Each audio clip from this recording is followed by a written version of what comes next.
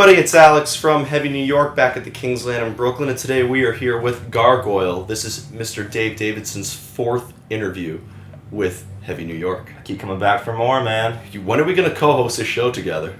Whenever you get the money together for a show, we'll make it happen. Let's do it. Yeah. Let's do it. I figure I got you guys enough Prime shots. time, though. Yeah. Prime time. Yeah. Exactly. Yeah. Exactly. But it's so great to have you here. It's great to talk about Gargoyl. Azomatis is the record that has officially come out. Do you guys just want to give a rundown on how the making of the record's been? Sure, yeah. Well, so Luke and I have been working on this project for, 2 years now? A year and a half. Yeah, 2 a years. year and a half. Yeah. Yep. It all started, he's in a great band called Ayahuasca. Mm-hmm. They play, they're from Toronto. We played a show together, Revocation and Ayahuasca, and we just kind of hit it off. Just kind of were chatting about similar influences, and we did the whole let's start a band thing. And it actually worked out. Usually those conversations never really lead anywhere, so. Awesome. It was cool. We've been kind of just trading ideas ever since, and we actually have a full-length record written. Awesome. Is Gargoyl kind of meant to be maybe a hybrid of Revocation and Ayahuasca, or do you guys kind of want to do something that you have never really done before and experiment with the sound? For me, it's pretty experimental. I don't know how you feel, Luke. Yeah, I'm always wanting to do something I've never done before. Yeah.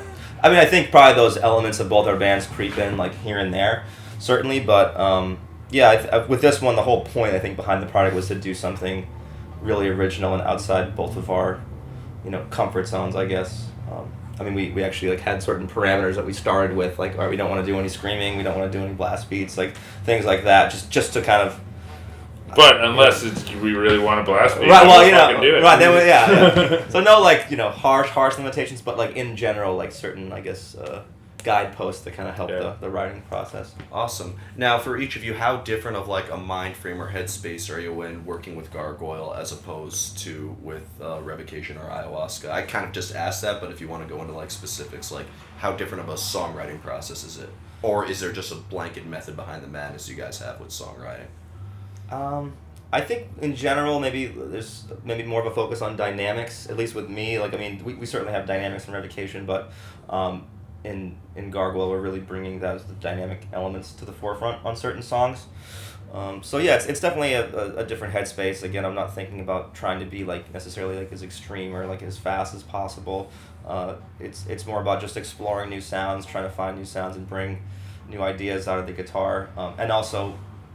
Because it's a melodic band in terms of the vocal style, I also try to keep that in mind with the riffs I write. At the end of the day, Luke's gonna be crafting melodies around these riffs. But it's been cool because I've thrown some really weird, dissonant ass shit at him, and he always manages to find these beautifully haunting melodies over the chaos. Yeah. How different is it for you playing with Gargoyl versus Ayahuasca? It's a different muse for sure. It's a different thing that I have to channel,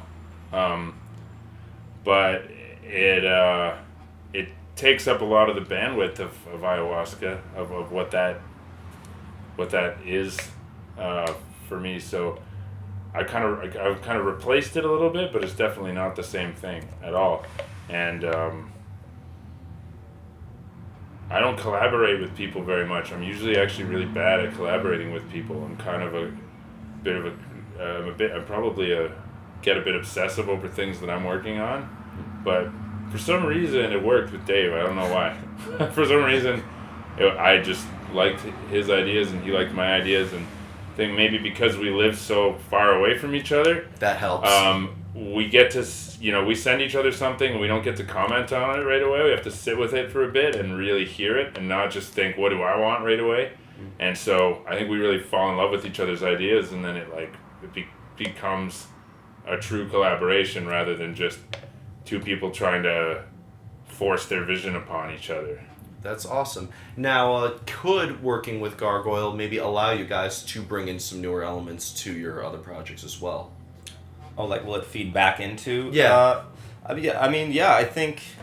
When you're in that creative process, it's just an exciting time. So whether I'm running for Revo or running for Gargoyl, I just feel energized when I'm in that kind of process, even if it's something that takes a lot out of me. So I certainly think it's maybe a possibility that inspiration of being in that creative process could spill over into writing for Revocation. But I mean, I think I kind of keep them separate, but that's one of those things where it's so abstract and like I don't even know where the ideas come from sometimes, so it's kind of hard to say. It's more of just like a feeling that I have when I'm in that moment. Yeah. Well, I've always found it interesting when people who are in other bands start a new project, whether they're collaborating with somebody else or it's like a brand new thing, like, because when you're in a band for so long, you kind of maybe get into a usual mode in the creative process. So when you're trying to start something new, maybe you kind of go into it and then it ends up just sounding like what your previous bands are. So I've always thought that starting a new project, it's either like you have a blanket methodology, like a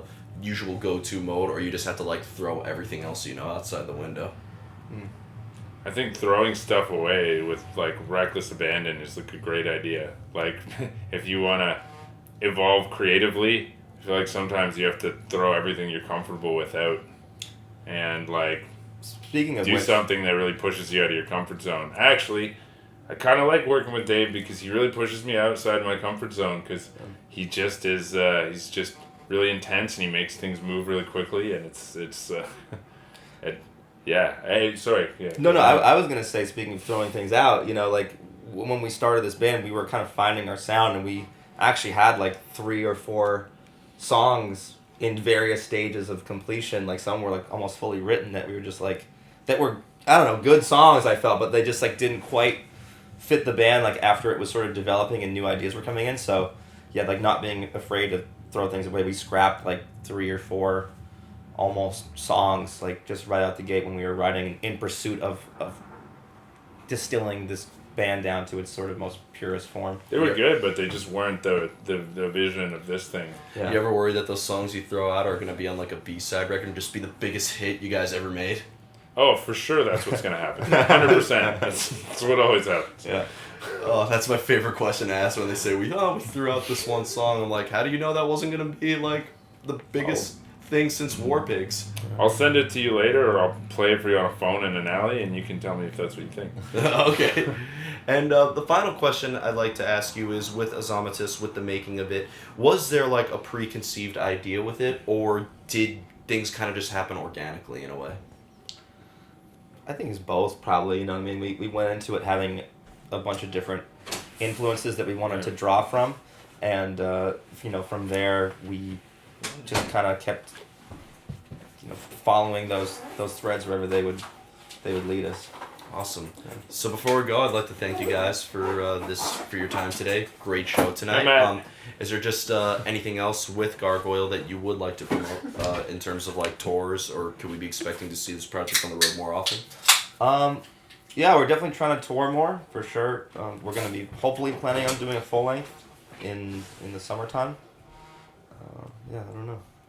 I would say we're pretty much for sure going to do a full length this year. Yeah. For sure. Yeah. It's going to be something done by the end of the year, I would think. Awesome.